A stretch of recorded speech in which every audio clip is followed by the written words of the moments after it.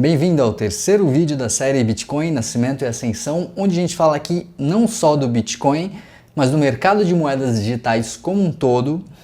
A gente já falou da criação do dinheiro, das crises, da criação do Bitcoin e a sua ascensão, como que ele chegou no patamar que ele está hoje, e hoje a gente fala de altcoins.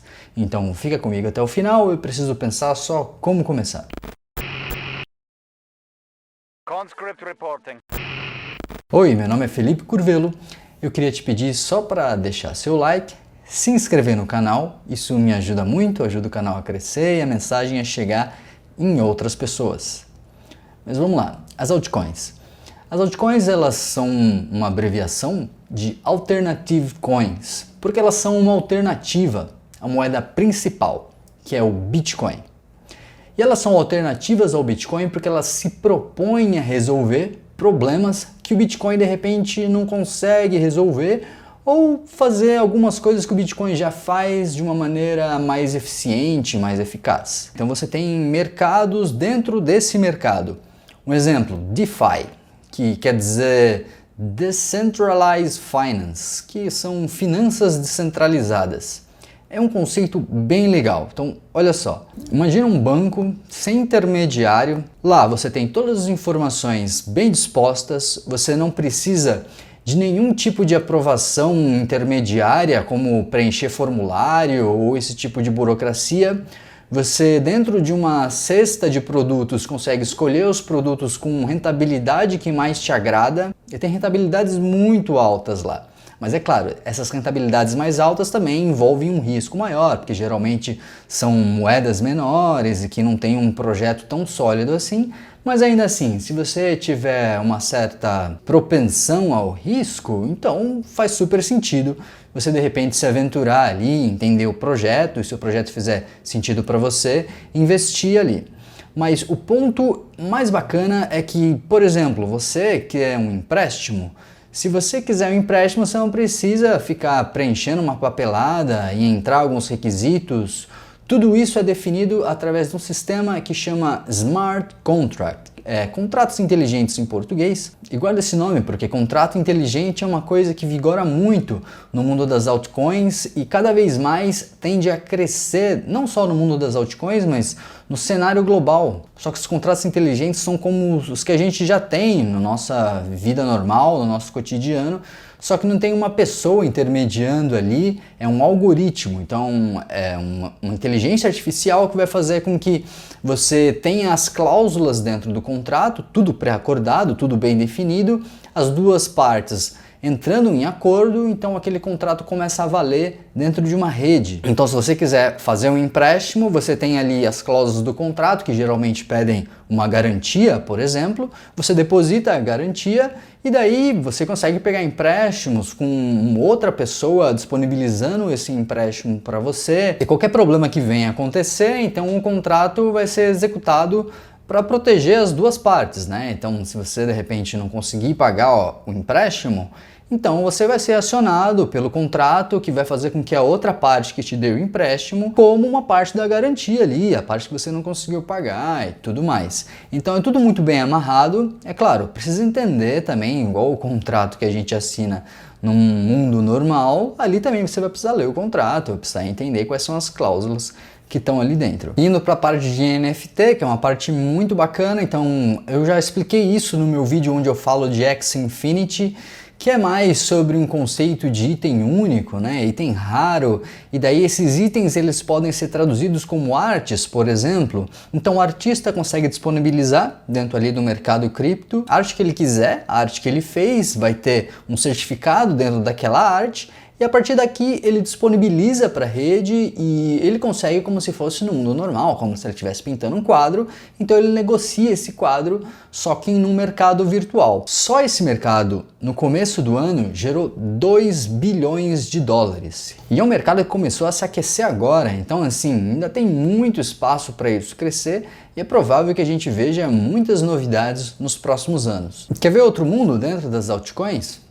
Você tem também as DAO, que são as Decentralized Automated Organizations, que são organizações inteiras automatizadas. você não tem uma hierarquia igual a gente está acostumado, né? Então, você não tem necessariamente um chefe que precisa te dar ordens e tudo mais. Ela funciona de maneira descentralizada, com as pessoas entendendo entre elas quais são os objetivos comuns, e a partir daí a própria rede gera os incentivos, e as pessoas, para ter os incentivos dentro daquilo que elas estão se propondo, elas se organizam de maneira a que tudo funcione da melhor maneira possível. Esse é um desafio, né? Essa tecnologia surgiu agora, as pessoas ainda estão em fase de teste, ainda estão testando muita coisa, algumas coisas já deram certo, já estão em fase de implementação, mas ainda tem muito que avançar. É provável que isso venha a ser uma tecnologia revolucionária daqui a um tempo, mas ainda tem muito a se provar. E assim, cada um desses mundos dá um vídeo aqui, né? Então eu não vou me alongar, eu só queria passar um panorama para vocês do quão grande é esse mundo de altcoins, quantas possibilidades a gente tem ali dentro.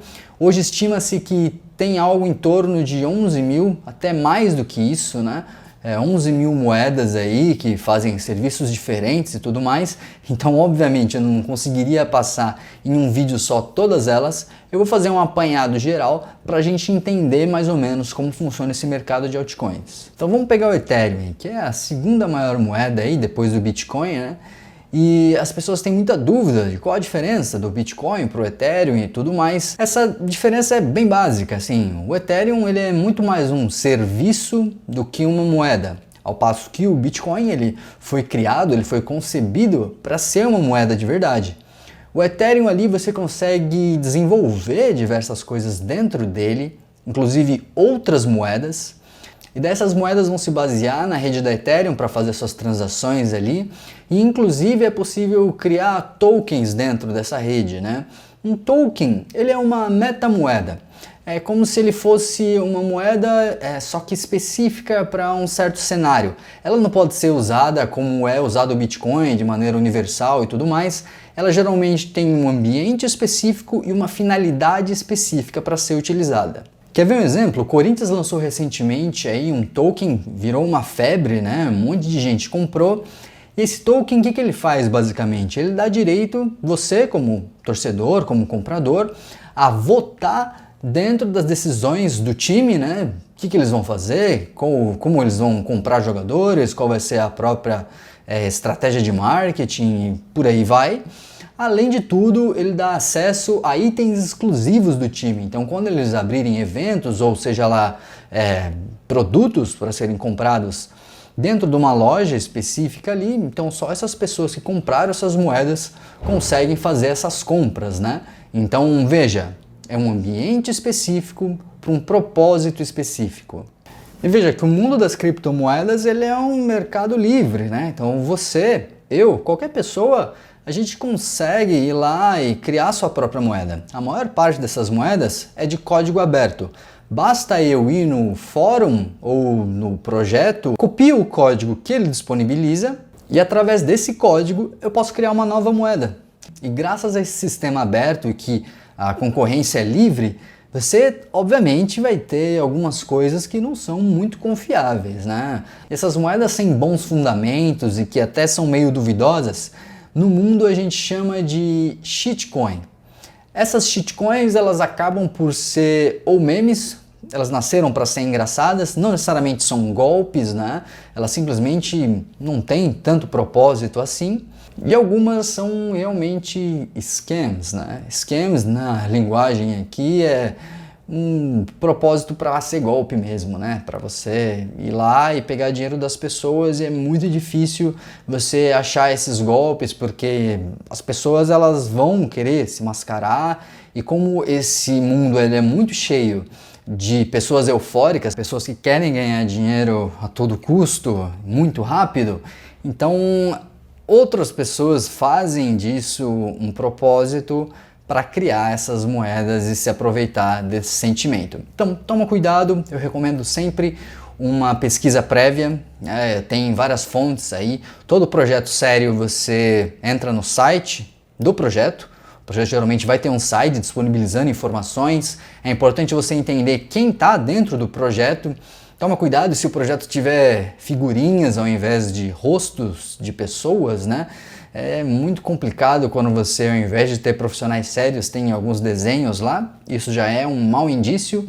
Tem também o Reddit, que é um fórum sobre muitas coisas, e lá é bem provável que você encontre os projetos e descrições desses projetos, se ele for sério, grupos de Telegram e, é claro, o meu site. Então, assim, o meu site você vai encontrar muitas opções de criptomoedas lá, o projeto é bem detalhado e, mais importante, tudo em português, você vai encontrar as coisas em português lá, tudo bem descrito, além de um glossário para você entender todas essas palavras estranhas que eu falo aqui. Então acessa lá, levementelivre.com.br, e lá você tem a guia tanto de cripto como glossário, inclusive os artigos que eu publico com uma recorrência aí semanal, então você vai encontrar um material bem bacana lá para você se aprofundar mais nesse mundo, eu recomendo. Mas aí nota, você tem nesse cenário de criptomoedas como um todo, né, isso tanto de altcoins como do próprio Bitcoin, um cenário muito revolucionário no sentido de você conseguir substituir de uma maneira melhor o sistema que a gente tem hoje, já que você consegue confiar muito mais no algoritmo do que nas próprias pessoas, né?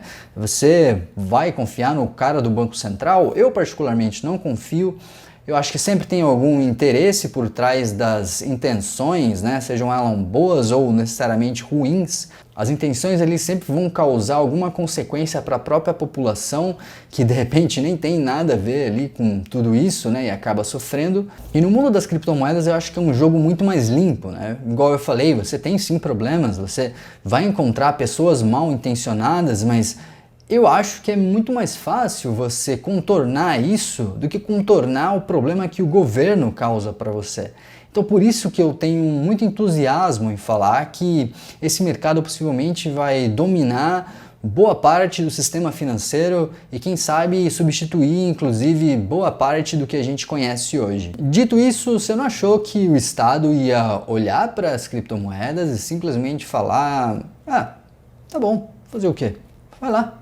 Sigam o seu caminho, tomem meu mercado, não tem nenhum problema se o Banco Central ficar inútil. Eu não preciso disso, acho que a população merece ser beneficiada com esse mercado tão disruptivo. É óbvio que eles não fizeram isso, né? Eles tiveram todas as forças, eles usaram todas as forças para tentar barrar o avanço das criptomoedas, mais especificamente do Bitcoin. Mas a descentralização impede isso. O governo ele não tem um alvo central. Satoshi Nakamoto, como eu falei para vocês, ele não é uma pessoa, ele não é um ente que você consegue simplesmente, com poder, com o monopólio da força que o Estado tem, simplesmente barrar isso, ou deixar de funcionar, ou fazer alguma coisa que ele faria com uma empresa normal. O fato é que a descentralização e a distribuição favorece esse ambiente para ser totalmente imune a ataques estatais.